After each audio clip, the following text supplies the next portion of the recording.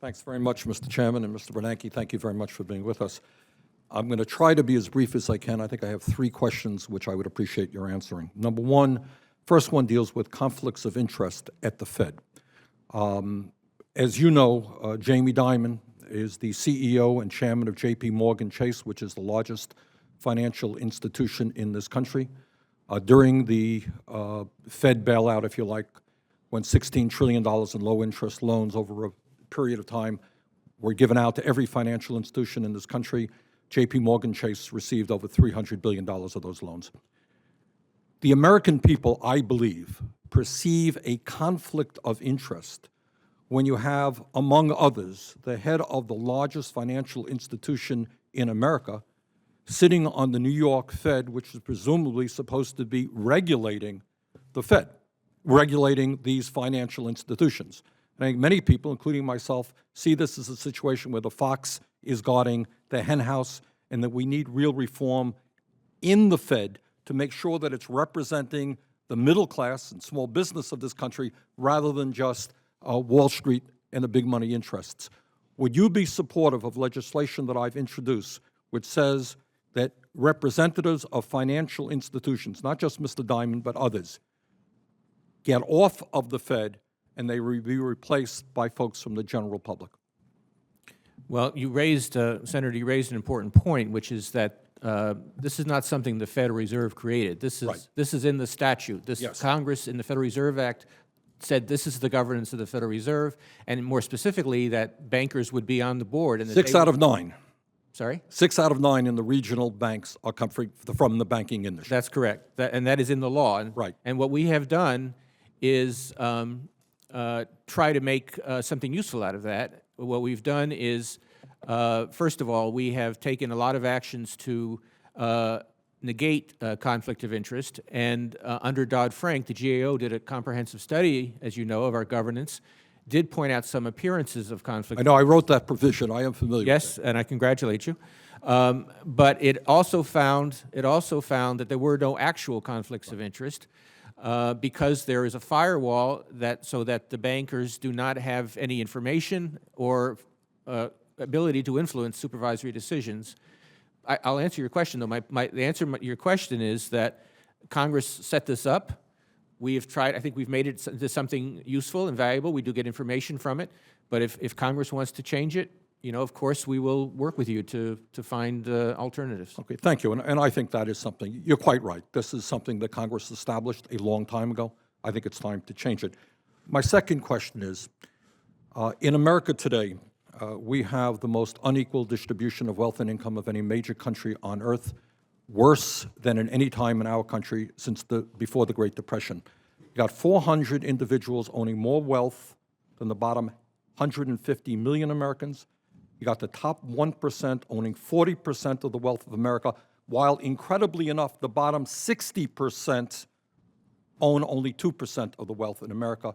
The last report that I've seen in terms of income, not wealth, suggested that in 2010, 93% of all new income from the previous year went to the top 1%. Now, my question is, we can talk about economic growth all you want, but to the average person, it doesn't mean a damn thing if all of that new income is going to the top 1%. Do you believe that we can see an expanding middle class if we continue to have that kind of grossly inequitable distribution of wealth and income? Well, I think it's not so much a question of bringing down the top 1%, it is bringing up the lower 99%. The question is, how can you strengthen the middle class? How can you make middle class incomes higher and more secure? This has been, as you know, a trend that's been going on for 35 years, and it's related to a lot of factors, including globalization, the technical change, which has made a high school education simply less valuable.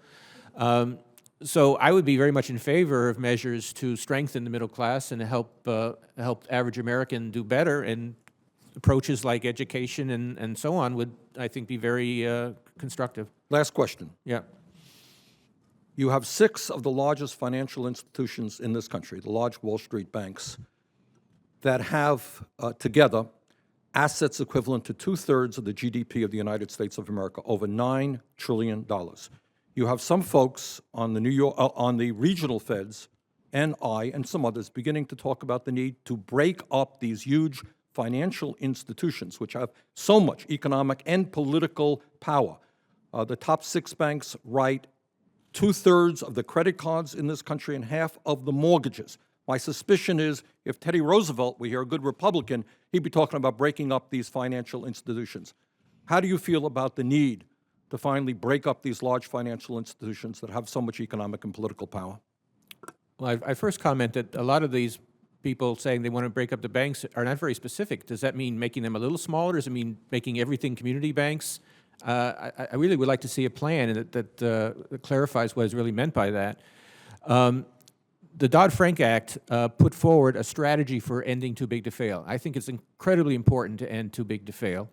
That strategy involves taking away the advantages of size. It means that banks will be allowed to fail, but through a safe method that will avoid the effects on the broader financial markets through the orderly liquidation authority that Dodd-Frank created for the FDIC.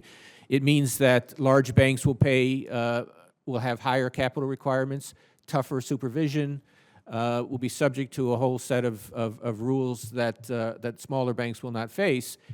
I will guess that if the size of banks is basically motivated by a too big to fail motivation, as we take that away, that market forces themselves will make it attractive for banks to downsize, rationalize, and so on. I would add an additional tool that we have from the Dodd-Frank is the so-called living wills, which require banks to give us information about their very complex structures.